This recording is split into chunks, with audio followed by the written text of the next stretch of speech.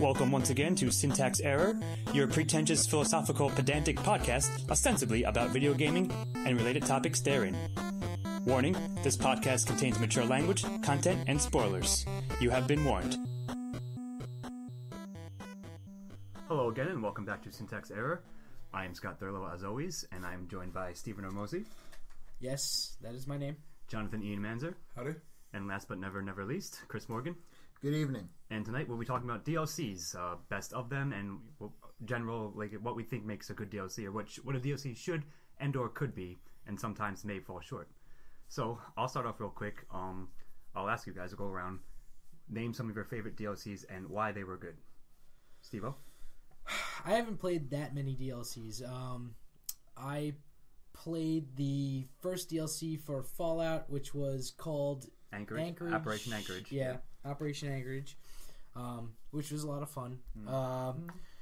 After that, I can't really think of many that I've played, although we're going to get into something later, which is expansion packs, yes. The genesis of DLCs, if you will. For sure. And I've certainly played a couple of those. The Brood War expansion for Starcraft was a really incredible one, in my opinion. But sure. I'll leave it at that for now. All right, go ahead, E. Steve will kind of beat me to the punch, but I'm not here to talk about downloadable content. All right. I'm here to talk about expansion packs. Fair enough. And I do have much more of a history with expansion packs. Diablo 2 had the Throne of Baal. I can't remember what it was called. Yeah, that sounds right. I played the Baldur's Gate expansion packs, the Starcraft. I did play a number of DLCs, and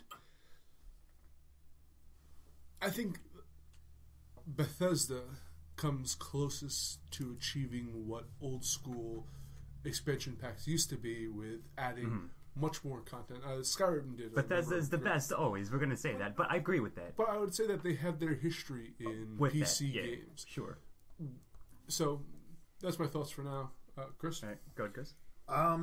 I'd say probably one of my favorite DLCs is Red Dead Redemption Undead Nightmare. I'm sure we'll talk about it later. Syntax. But it's on your list, yeah. It's definitely one of the tops on my list. Fair enough. All right, well, that one's a really good pick. It's not my number one, but it's definitely up there. I agree with that. However, I'm going to pick Blood Dragon, and I think we can talk about that in perhaps just right now. But that's definitely my number one. I believe we all have played it. Actually, yeah, I played a little bit of Blood Dragon. I forgot about that. I beat it. I think I beat a boss for you, as I recall, after I had played it. You played it months later. A double boss, if you will. Yes. Yeah, just two Blood Dragons. Quick disclosure, Steve-O sucks at games and can't handle the bosses, at least in Blood Dragon. Whatever, dick. But regardless, I was going to say, it was one of the best DLCs because... Here, let's explore this real quick. Here's why it was one of the best. It was... This is something that... A business thing with DLCs. It was an add-on, so you did not need it was a Far Cry 3, first of all, in case anyone doesn't know, DLC. But you did not need a copy of the original game. It was just its own digital thing. It was like $20, I believe. Chris, you remember how much it was? Yeah, it's 20, about 25, 20. maybe. No, it's about 20. And it was like a third of the game, basically a third of the map. But it was a whole different story. It was a ridiculous story. It was all basically a send-up of 80s action movies and tropes and so forth, but very well done. Then Michael Biehn voiced the guy in it. His name was Rex Cyber Colt or something like that, like something ridiculous. But it was they just had a lot of fun with it, but it was all the mechanics from Far Cry 3. So if you loved all those, it was all very well balanced and finely tuned. It was 1980s video game animation where it was basically like a bunch of. It was like Cobra. It was like an XP for Cobra. Like, yeah, it was really blocky. Like they'd have like two or three pictures. Omega Force was their fucking name. Yeah. Honestly, the marketing for that game was genius. I agree. Was You're gonna brilliant. Say that. That was kind of what drew me in and made me play it at all.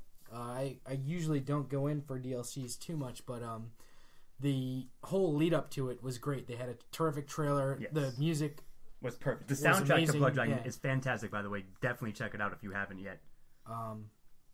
But yeah, that's the whole reason that I wanted to play it. Getting back to what I was saying about the animation, I was actually referring to the cutscenes, and this is going to make me sound like a perv, but it's true. Spoiler. At the end, when the main character has sex. It's sexy. It's an homage to fucking Top Gun. It is like the funniest animated sex scene ever. Yeah, it's ridiculous. Go ahead. I mean, there is like some cleavage, but it's Yeah, there's nudity. It's about like PG-13 nudity. It's over the top cartoonish, but yeah, it's really really funny. But rendered, of course, like to be clear, it's rendered in like 16-bit style, like old little cutscenes that you see in old ass like NES games or SNES games even. And so it's done like that, but then the gameplay, of course, is like new gen, like modern Far Cry 3 graphics. But all the exposition and dialogue and so forth is not all of it, but the cutscenes are like that. And it's got it looks like the color scheme is like it's on acid. Yeah, it's dark, like, it's purple. It's all neon soaked, like fucking like Vegas, like everywhere. Like the whole sky is like bright neon, like red, and then there's like lasers pointing everywhere. It's great, but that's what I'm picking as number one. But I want to say, if I may, what Ian said earlier. Also on my list is going to be some of the Fallout DLCs. Not Anchorage, though, Steve-O. Yeah, I thought it was okay, but there's something about it that it didn't matter because it was a simulation of something that already happened. And yes, that's cool. Goody. I actually really enjoyed Anchorage because it was unique that it broke out of the world of Fallout and gave you a completely different But that's style. what I disliked about it, kind of. But I get what you're saying. Was this a Scooby-Doo one? Or? No, that's what I'm getting to. Okay. I'm not as attached to like keeping. Again, it's just with Blood Dragon. You liked it because it offered something different to the True, main it was an gameplay. alternative. And this did as well. I mean, it's kept the same gameplay style, but you got to see part of the history. You got to see and how the Fallout engine would work in a different kind of genre. So I really particularly enjoyed it for that. Yeah, that's cool. Like all your points are valid. I'm not saying it would suck by any means. It was interesting to do that, but I mean, like narratively. It was you know what's going to happen. It was a part of the history of the world already. So yes, while it was kind of cool to be in that and play it, it didn't like there was nothing at stake. Had no relevance to the story at all, to the main story of the game. But I would say that every single, aside from like the expansions that, what was it, Steel? Broken Steel, which actually explored what happened True, after it added on to the end. None of the other DLCs mattered to like Point Lookout. We both agree is the best. Yeah, I'm about to say that. Yeah. But it doesn't make any difference to the world. All right, you're kind of right about that. It adds to the world in a different way. I guess it's because of the nature of Anchorage. Like, I don't want to harp on this. It was a simulation of an old event that happened in mythology, in universe.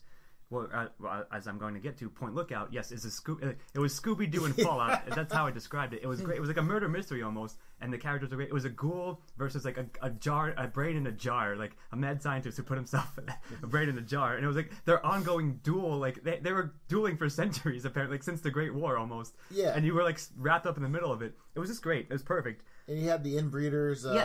Those guys are fucking hard. Yeah, they were hard. They were pretty tough enemies. It was a higher level.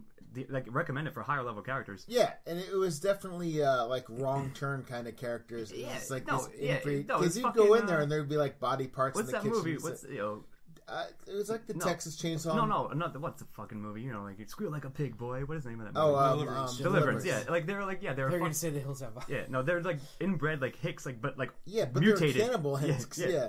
It was great. It even had like a little H.P. Lovecraft reference in it. Oh yeah.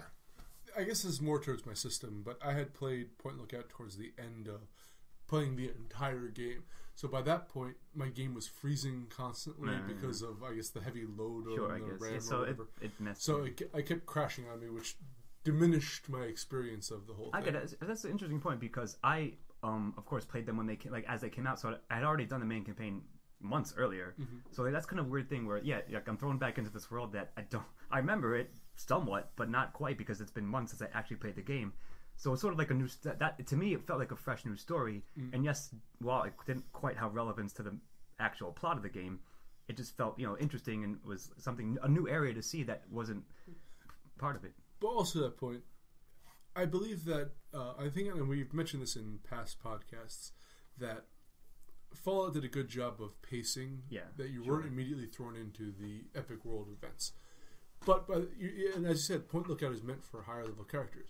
So by the time I could get to Point Lookout, the Enclave's running amok, the world's falling apart, and I'm just gonna take this trip. I get it. Out, while the world's at stake. You're going on the Scooby-Doo mission while this shit's going down. Yeah. And again, with the Anchorage, it was nicely self-contained because it's not. I'm not leaving the world. I'm going on a virtual reality mission to help out a faction within the world. Yes, that's true. I guess I get that. Sure. There was the Broken Steel, which again, but I felt really out of place was the Mothership Zeta. Mm-hmm. Again, it was fun for what it was, but it was so tonally jarring, especially since it's theoretically canon within the story. Yeah, it's supposed to be, but it's out there. Yeah, we're literally out there.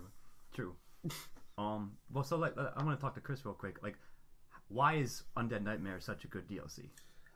Because it raised the bar on like zombie games, and even though it's like third person, it's 2009.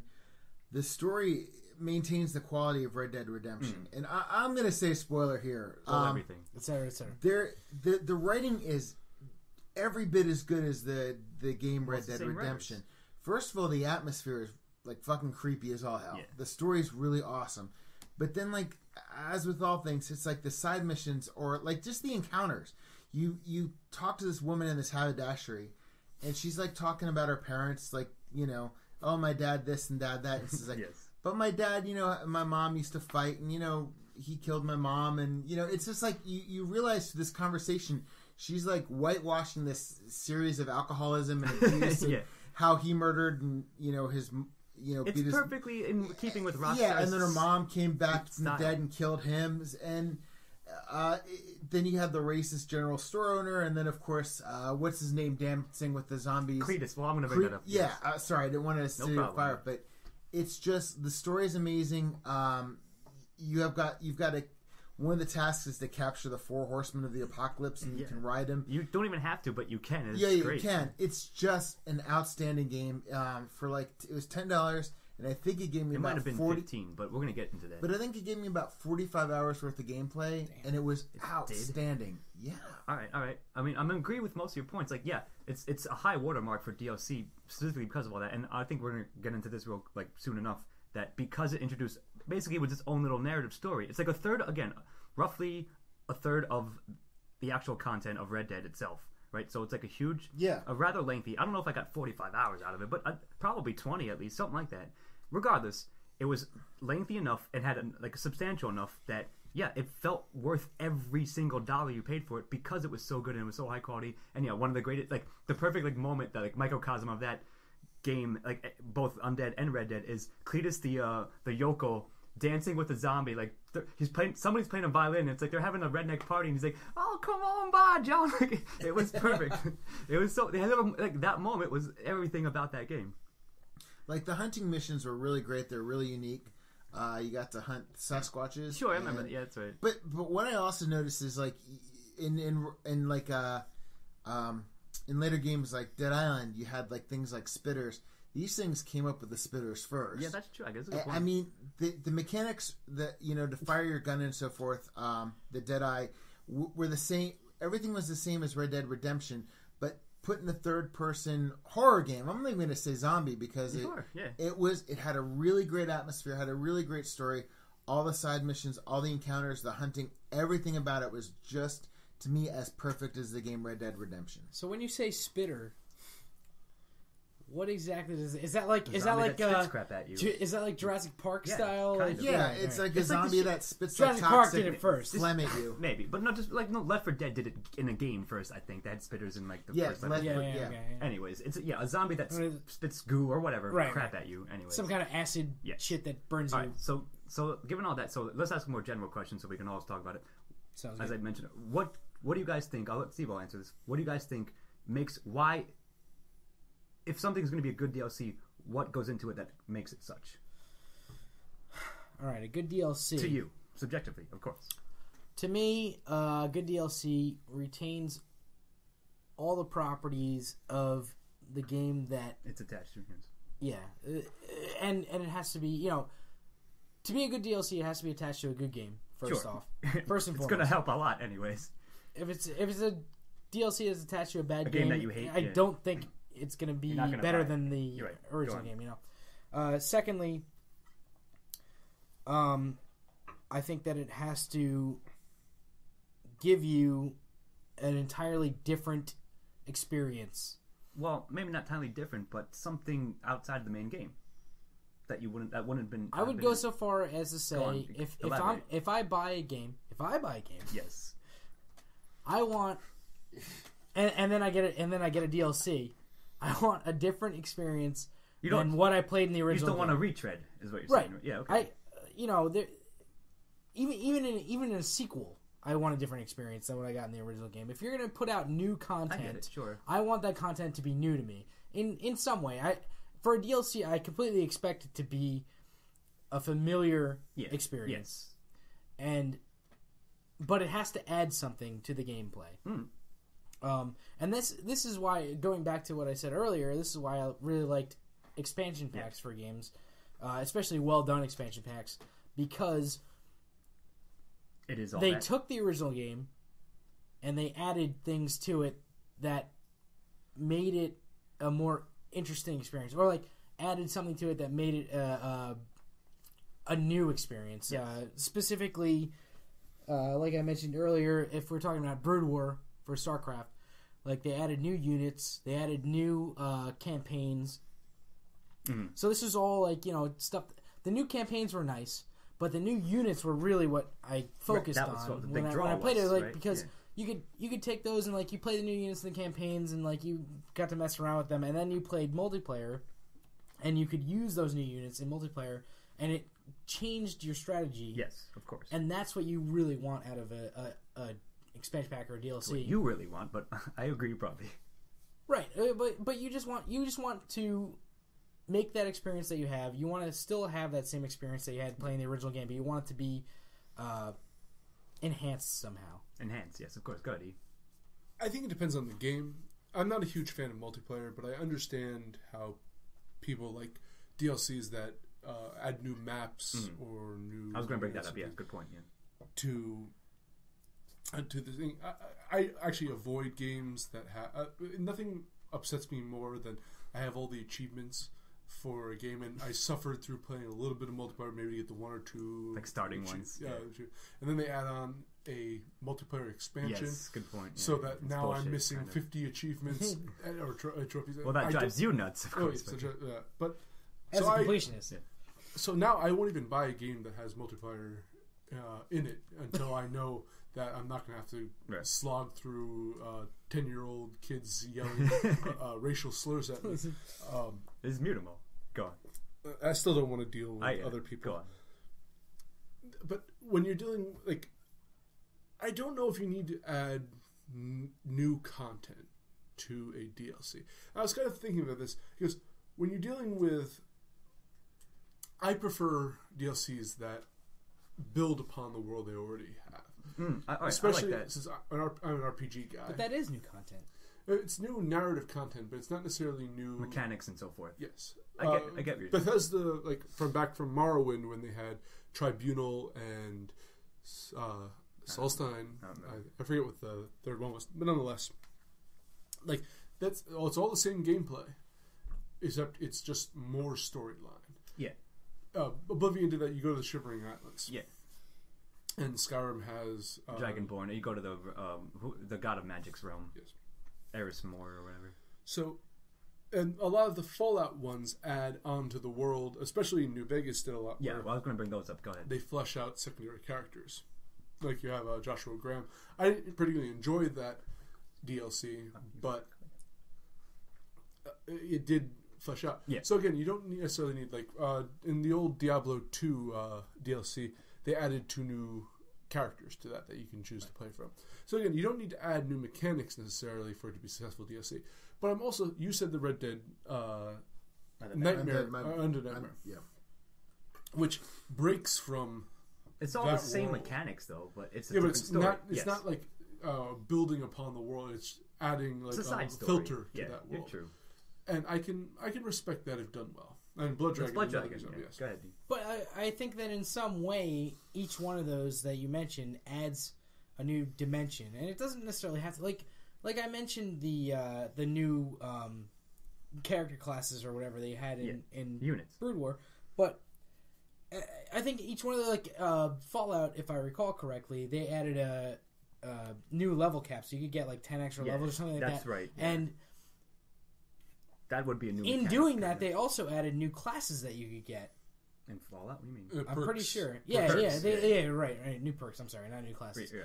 But True. so like in that way, they changed the dynamic of the game because That's you a fair can point. you can do different things, and like that's what I like out of a DLC or expansion. Like that's the thing. I want Such as looking for something the most. new. I usually don't want just a new chapter, or if it's just a new chapter, It better be fucking good. it better be really fucking exactly. It better be really good. as opposed to like I really like the fact that a lot of games or a lot of DLCs done right add a new dynamic to the way that you play the game. Well, Broken Steel added a 10 level up the cap by 10 levels, but none of the other DLCs did that. Yeah, did that. right. They just added new equipment. Which I was going to bring up, new items. And that type of stuff is all really cool to get too. So like you get a new what was it in Anchorage? Because that was the one you I get like a Gauss rifle. Like you get a Gauss rifle and it's awesome. Winterized power armor. Yes. There's also the pit for that as well. We didn't mention but getting that rifle completely changes the way that you can go through the game. You're right about that. It's a new mechanic. Yeah.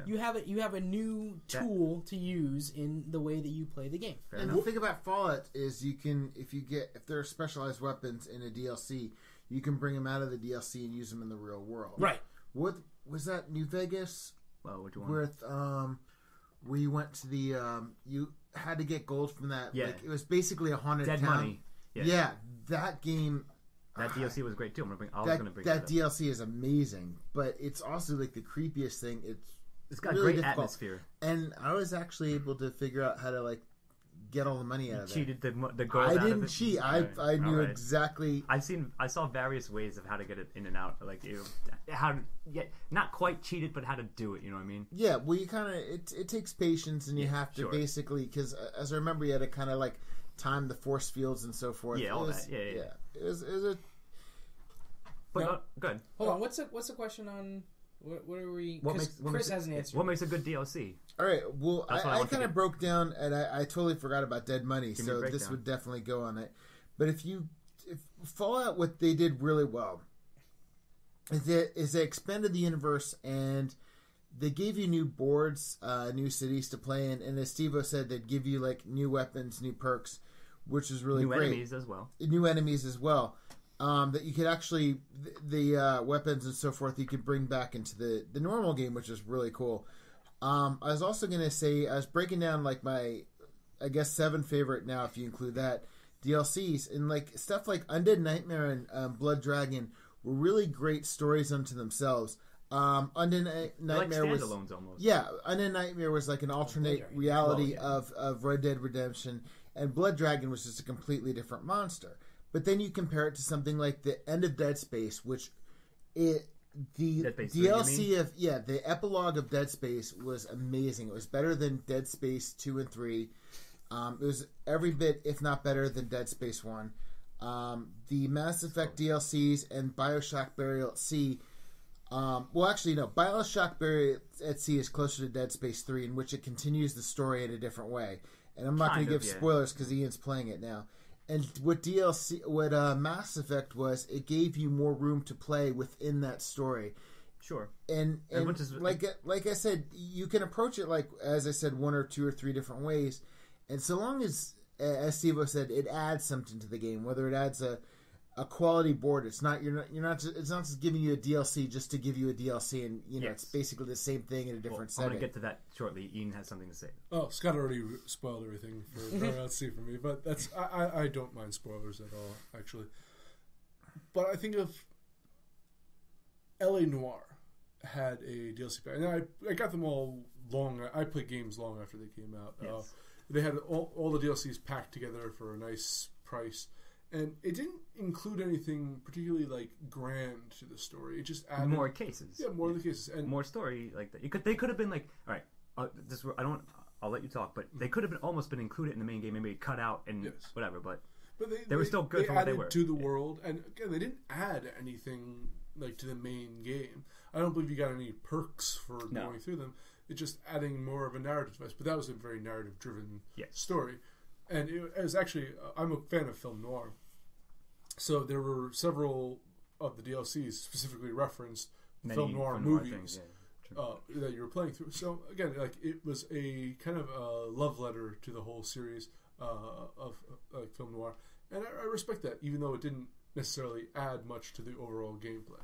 Good. But see, that seems kind of boring to me, or like But why wouldn't you just include that in the main game? Well, I'll get to that. It was just part of the game. You don't like GTA style games anyway, so you're not going to like it. But. That's true, and I didn't like LA Noire. I liked the LA Noire even less than GTA.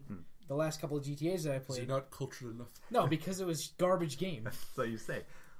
But I think now we're perhaps getting to the heart of the question, right? We all just said we want at least in some way more narrative, right? So the other flip side of that is all the bullshit, like you said, the maps and the fucking. What gets me is the challenge things when they add challenge things that maps as DLC. Is like there's no new narrative at all. It's just, go through this fucking level now and get like the best score. Kill the guy, most guys in the shortest time. Blah blah blah. It doesn't matter at all. It's all just like you're doing the same fucking shit. And there's nothing more to it. Sometimes there may be a new mechanic. Oh, you can play as Nightwing. I think is one of the Batman ones or whatever. Yeah. But that's what I'm saying. Like that's what gets me. That's what makes bad DLC. That's what irks me when I see that. I agree with you. The first experience I had with a challenge map was Batman: Arkham Asylum, which is still one of my favorite games. It's a great game. And one of my they favorite did bullshit DLC. Yeah, but once I my favorite thing in the game was like to hide up in the rafters and strategically to be Batman. Yeah, to take guys down without getting caught, without them. Uh-huh.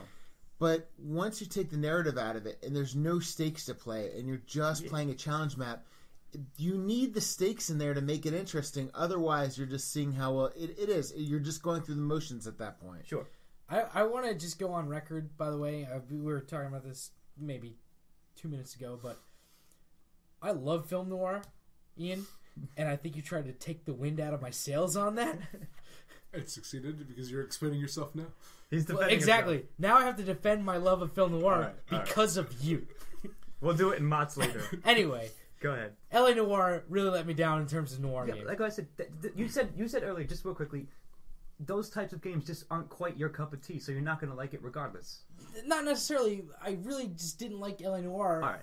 Fine. But I do love film noir. I love the game. I thought that playing through and the whole mechanics, but that's regardless. Who do they make challenge maps for? Personally, again, I'm a neurotic completionist. Maybe but that's go ahead.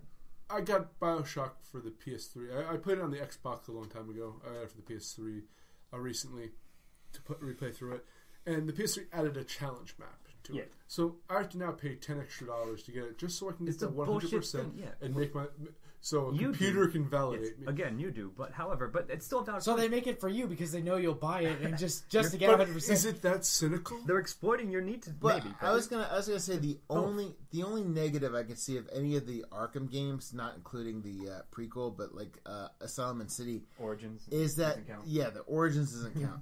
But the challenge maps count toward the completion of the game, as you were saying, because once I realized that the challenge maps were like part of the completion, I'm like, I'm going to be happy with 78 or 80% of this game.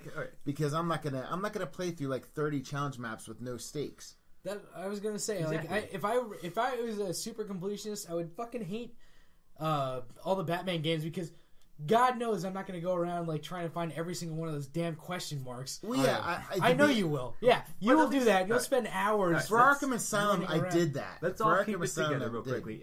That's sort of a different thing. It's not like it's deals. It's part of the main game. But if they did things like it, I would agree it's mostly bullshit. See, here's the thing: is my first experience with challenge maps was the God of War remasterings. Which I really enjoyed. I had never played them before when they came out for PS3 a couple of years ago, however long it was. I played through 1, 2, and 3 back to back. Yes, and I believe every single one of them had a challenge map, and I didn't get a sense of completion for beating them. Okay, I just if I couldn't beat a section, I looked it up online just to get through with it. I didn't feel like I had accomplished anything great by doing something that I was following a guide or I was meant I'm not beating it in an innovative way. I'm beating it I'm figuring out how they intended me to beat it. Right. Okay. So sure. It does irk me. Well, it's every time I look something up online, I feel like you let yourself down. That's how I feel kind of. But I only do that in chasing the narrative. I never do that in order to be a completionist. Like myself, I know you and I are very different. Ian, I really don't give a shit if I finish the story of the game, I'm happy. Like I got the story out of it, and if I get what I want out of it, then I'm all right with it. I really don't care about that much. But that whole thing of like just looking something up just so I can beat it is not a thing to me, you know? When I was younger, it might have appealed to me, but Yeah, I have things to do now. Right. That's exactly what I'm going to say. Like, maybe I would go through the same fucking 3 maps, like, perfecting it if I was, like, 15 again, but I'm not. And also, like, we're more interested in a narrative, and I was going to bring that up. Chris mentioned it was called Awakened. It was the DLC for Dead Space 3. Right, what you're talking about. It was really fucking good.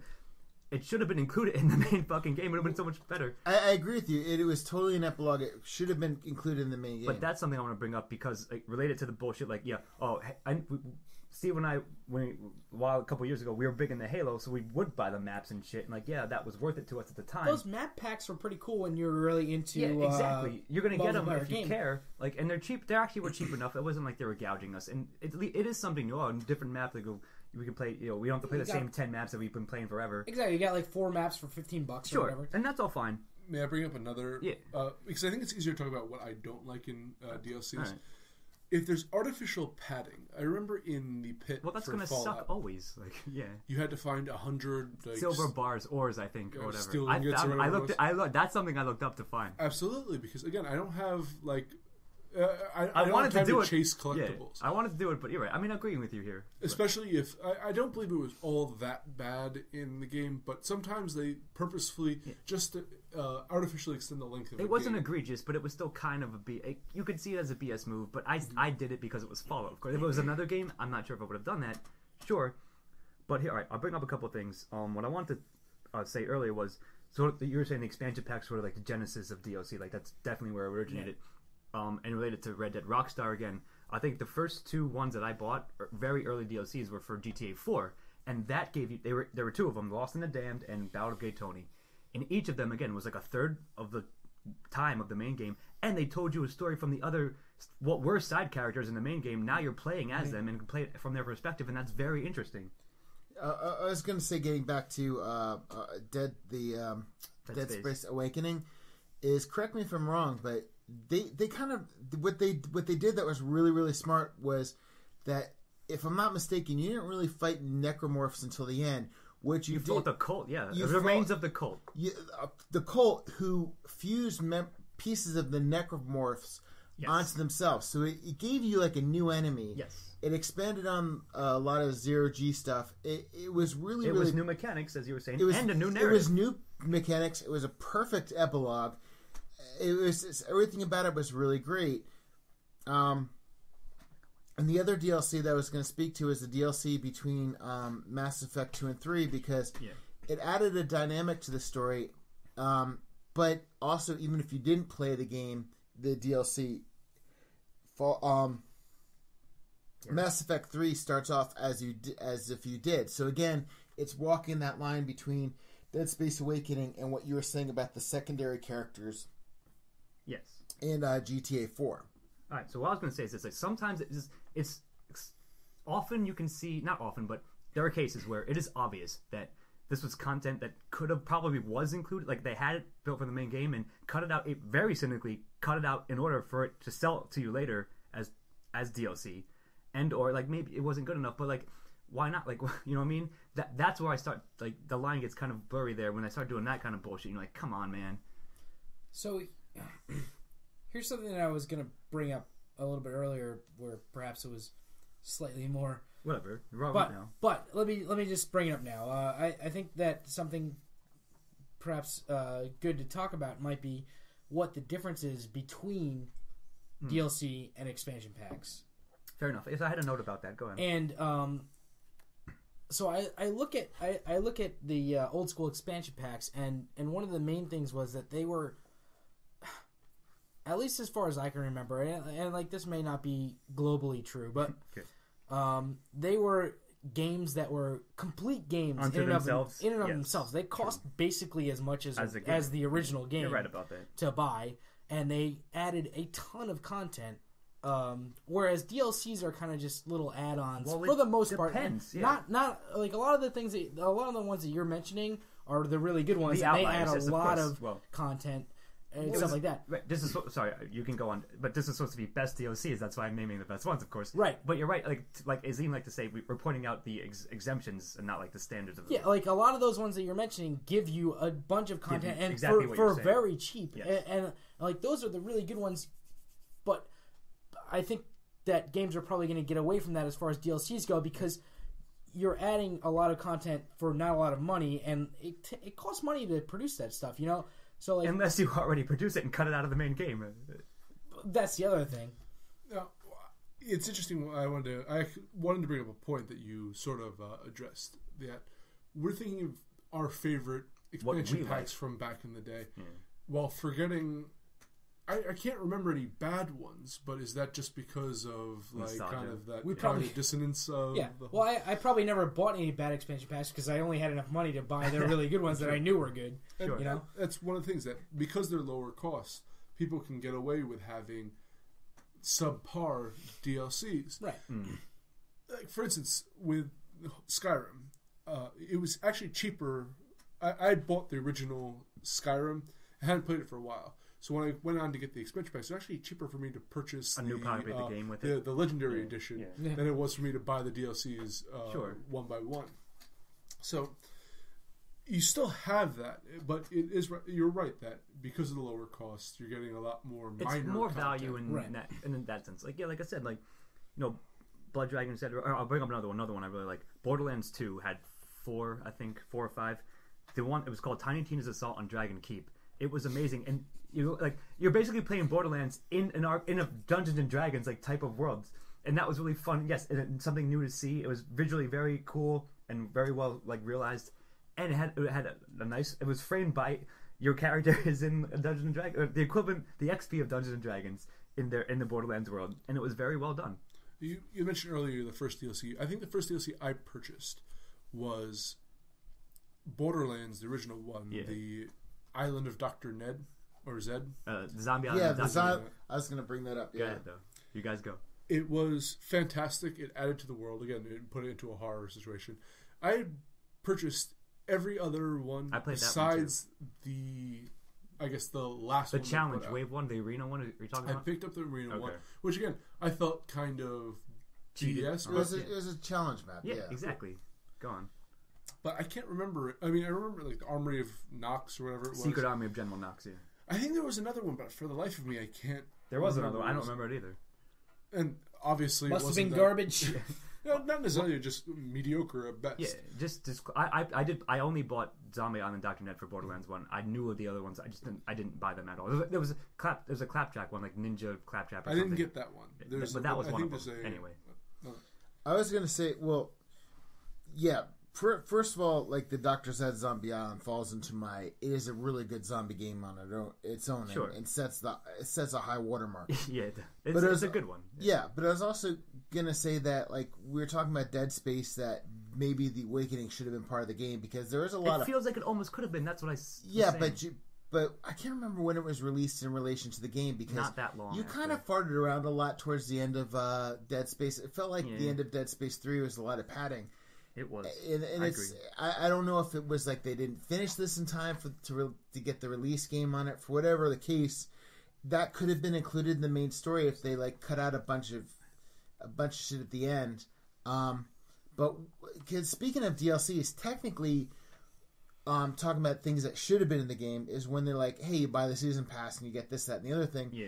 And what they do is like something like Assassin's Creed 3, you get like, an extra mission here and an extra mission there. It's just like, these are like little things that like, well, they should have been included in the game. It's kind of like you're selling me some. That's what I'm saying. That already technically should have paid for. So that I just wanted to say that like even when you when it's just like, hey, get this new skin to get this new armor, that's like included in the season pack for like the DLCs. Yeah.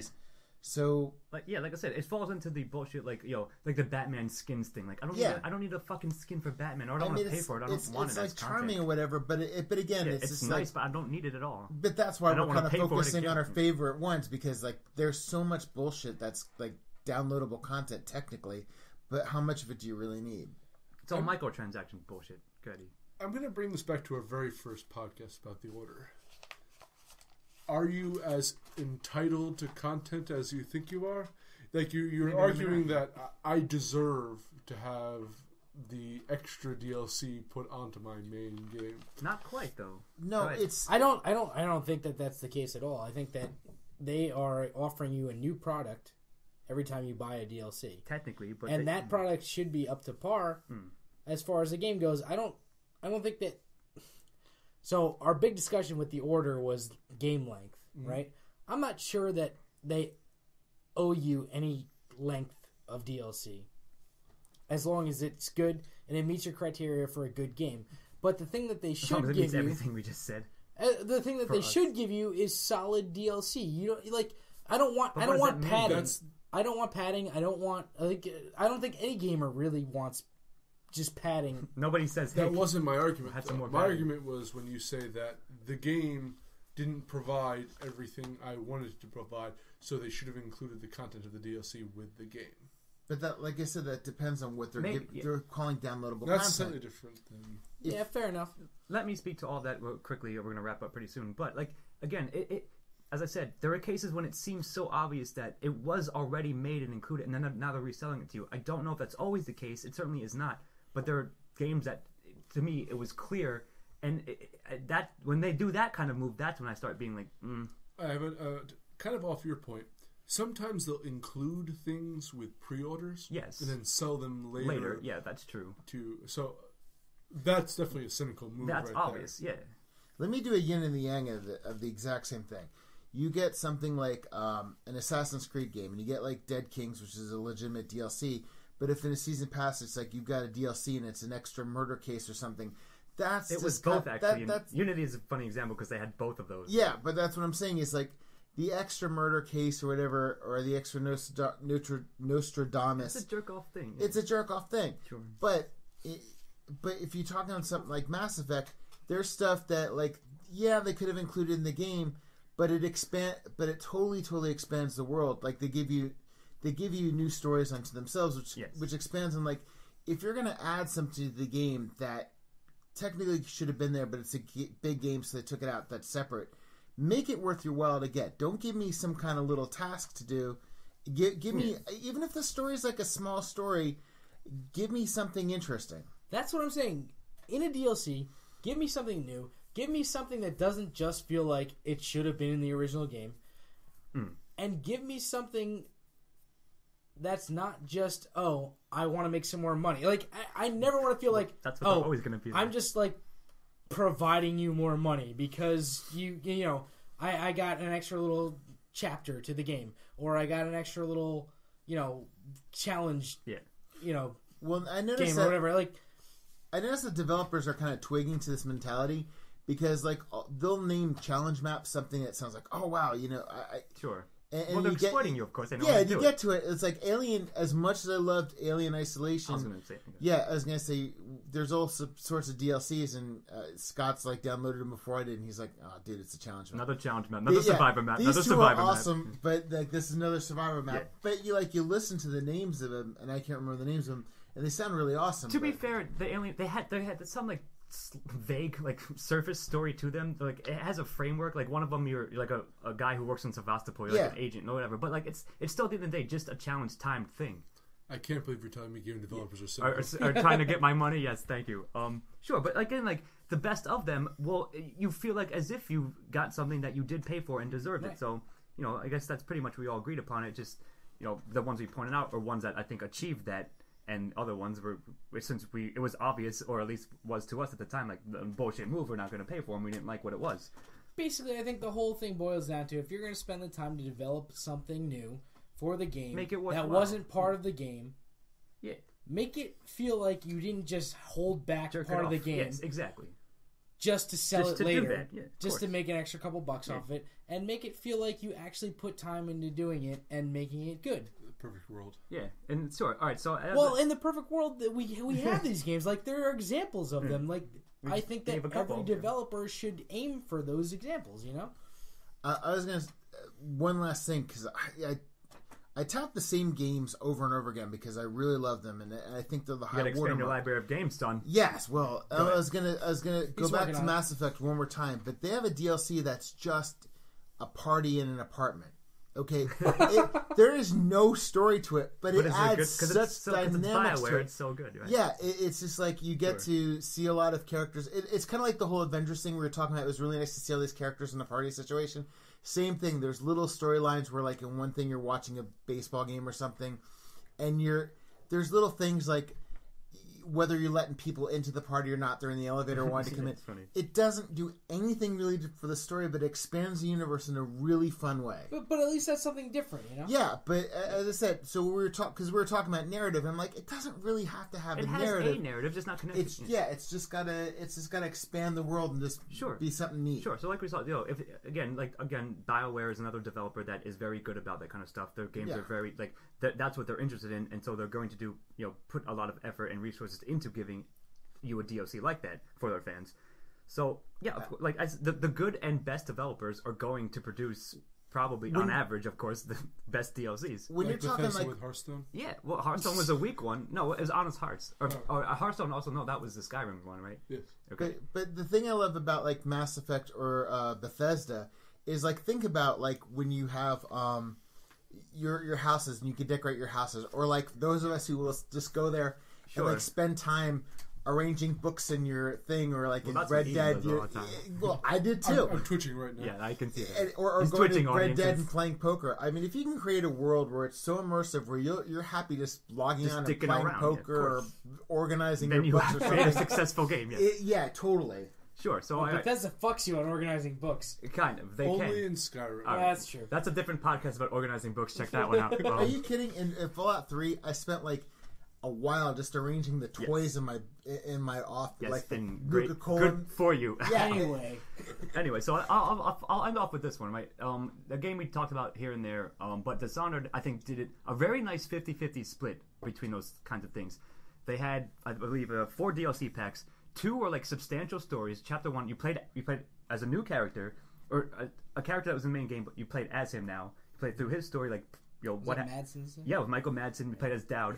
Played as the assassin. Had slightly different mechanics than the main game, so it was like some of your abilities were a little bit different. They were based on some things, but they're a little bit different, so it changed up some things. It had a whole new story to it. It was its own little side story with a very good, well done narrative, and that was part 1, part 2. Then they also had two challenge maps, which were okay. They had a very loose framework of a story, but they were mostly challenges for points.